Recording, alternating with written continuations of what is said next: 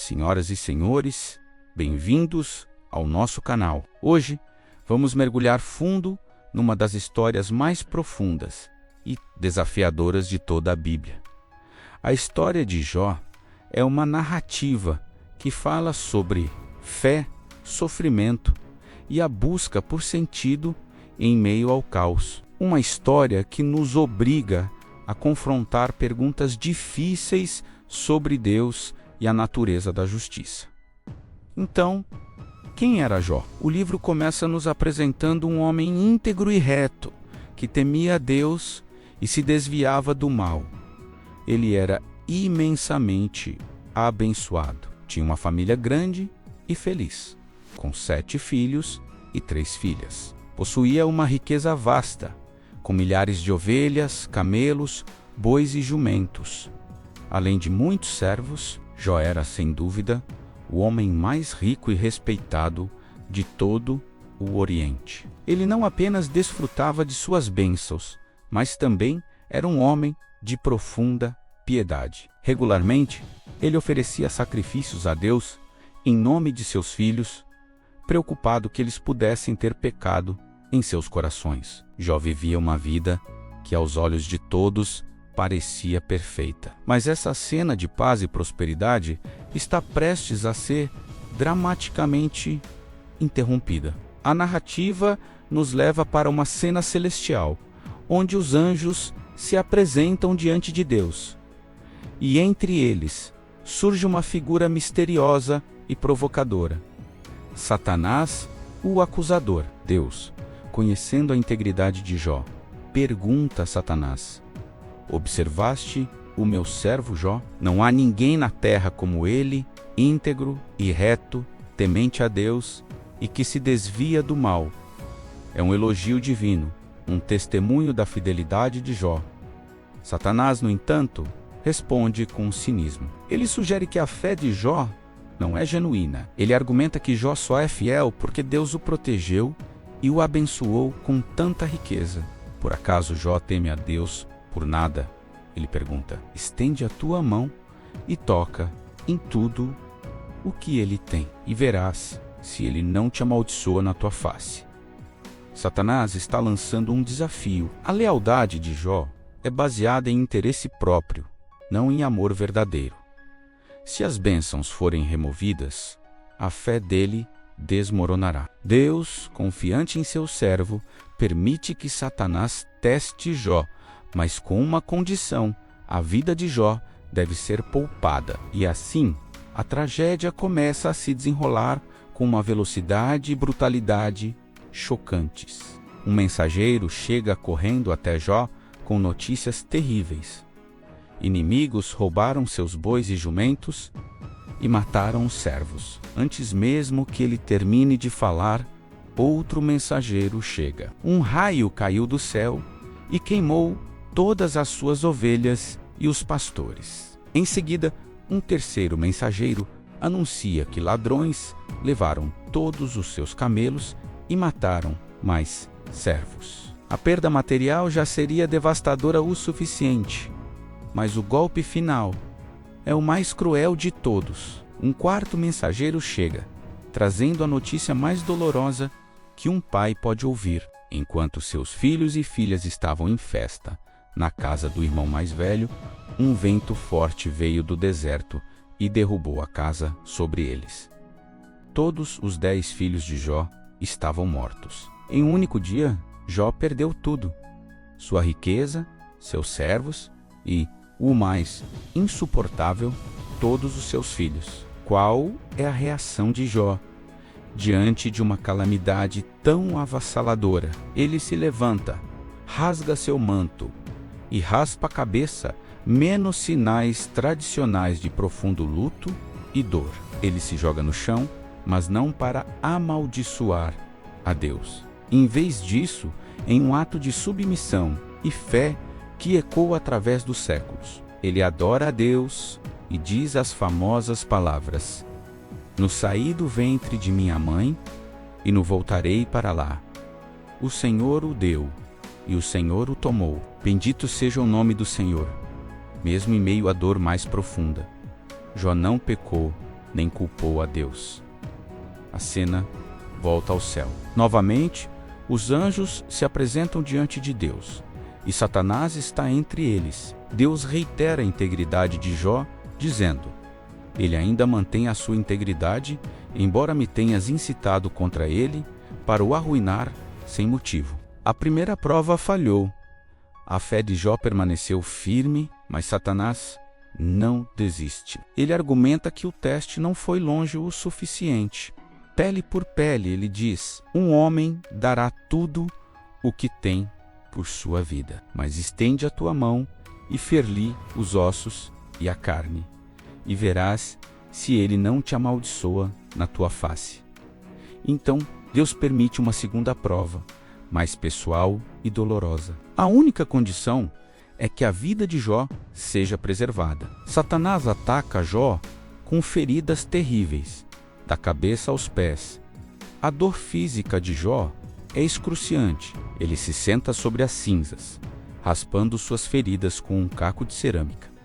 Um homem que antes era o mais rico, e agora é a imagem do sofrimento absoluto. Sua própria esposa, vendo seu estado miserável, diz a ele: você ainda mantém a sua integridade? Amaldiçoe a Deus e morra. Mas Jó a repreende, dizendo: você fala como uma mulher insensata. Receberemos o bem de Deus e não receberemos também o mal? Mais uma vez, em meio a tudo isso, Jó não peca com seus lábios. É nesse ponto que 3 amigos de Jó, Elifaz, Bildade e Zofar, ouvem sobre sua tragédia e vêm para consolá-lo. Ao verem Jó de longe, eles mal o reconhecem. Sua aparência era tão desfigurada pelo sofrimento que eles começaram a chorar alto, rasgaram suas roupas e jogaram poeira sobre suas cabeças. E então, eles fizeram algo notável, sentaram-se com ele,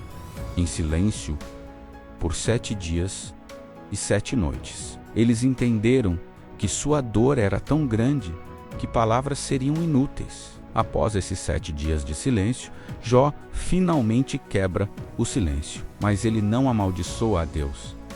Em vez disso, ele amaldiçoa o dia em que nasceu. Ele expressa um desespero profundo, desejando nunca ter existido. É um lamento de cortar o coração, o grito de uma alma em agonia que pergunta: por quê? Por que a vida é dada àqueles que sofrem? Por que a luz é dada aos que estão na escuridão? E é aqui que o coração do livro de Jó realmente começa. Seus amigos, que vieram para confortar, agora tentam explicar. Eles representam a sabedoria convencional da época. A teologia deles é simples. Deus é justo, portanto, pessoas boas são recompensadas e pessoas más são punidas. Se Jó está sofrendo tanto, a conclusão lógica para eles é que ele deve ter pecado. Talvez secretamente, talvez sem saber, mas ele deve ter feito algo para merecer isso. Elifaz fala primeiro, sugerindo que Jó está sendo disciplinado por algum pecado oculto. Bildade é mais direto, afirmando que os filhos de Jó morreram por causa de seus próprios pecados e que o sofrimento de Jó é um castigo. Zofar é o mais duro de todos, acusando Jó de esconder uma grande maldade e dizendo que seu castigo é, na verdade, menor do que ele merece. Jó se defende vigorosamente. Ele insiste em sua inocência. Ele não entende por que está sofrendo,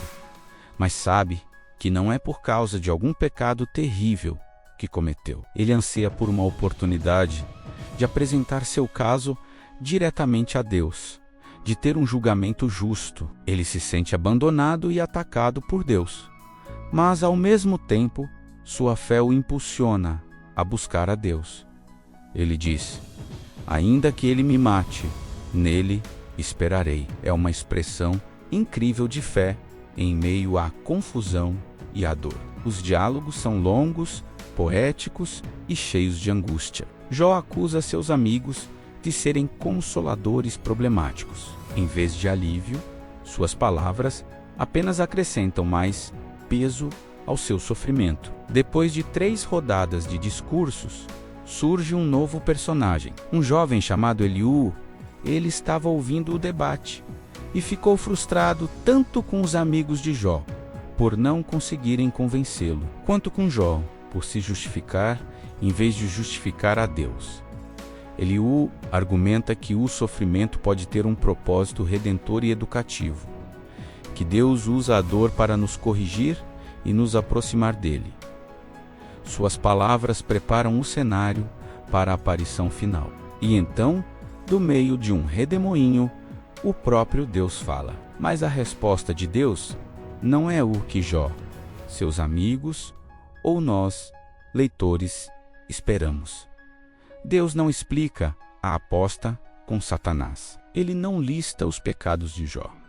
Ele não oferece uma fórmula simples para entender o sofrimento. Em vez disso, Deus faz a Jó uma série de perguntas retóricas sobre a criação e o funcionamento do universo. Onde você estava quando eu lancei os fundamentos da terra? Deus pergunta. Ele fala sobre as estrelas, o mar, os animais selvagens, o Behemoth e o Leviatã, menos criaturas poderosas e misteriosas. A mensagem de Deus é clara. O universo é vasto, complexo e está muito além da compreensão humana. A sabedoria de Jó e a de toda a humanidade é minúscula em comparação com a sabedoria do Criador.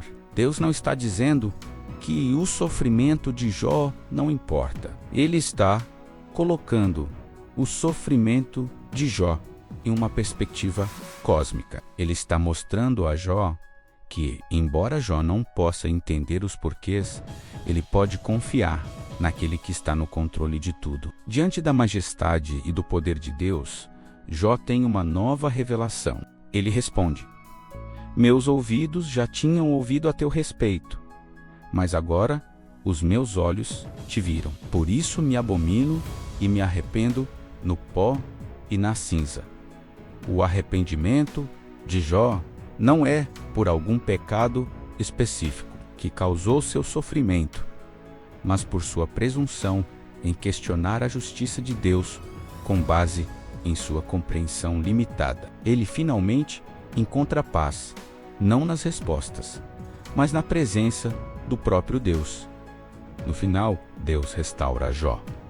Ele repreende os 3 amigos de Jó por não terem falado a verdade sobre ele, como Jó fez. E então, Deus abençoa a última parte da vida de Jó, mais do que a primeira. Ele recebe o dobro da riqueza que tinha antes. E é novamente abençoado com 10 filhos, 7 filhos e 3 filhas, que eram as mulheres mais bonitas de toda a terra. Jó vive mais 140 anos, vendo seus filhos e os filhos de seus filhos, até a 4ª geração. Então, qual é a lição da história de Jó? Não é que se você for bom, coisas ruins não acontecerão. A história de Jó nos ensina que o sofrimento não é necessariamente um sinal do desfavor de Deus ou um castigo por um pecado. Ela nos ensina que, em meio à dor mais profunda, quando não temos respostas, podemos nos agarrar à fé, na soberania e na bondade de um Deus que é maior do que nossos problemas e cuja sabedoria ultrapassa nossa compreensão. A história de Jó nos convida a confiar em Deus, mesmo quando não entendemos seus caminhos. É uma lição poderosa sobre a resiliência da fé em face do sofrimento inexplicável. Obrigado por nos acompanhar nesta jornada profunda. Se esta história tocou você, deixe seu comentário, curta o vídeo e compartilhe com alguém que precise ouvir essa mensagem. Não se esqueça de se inscrever no canal para mais reflexões como esta. Até a próxima!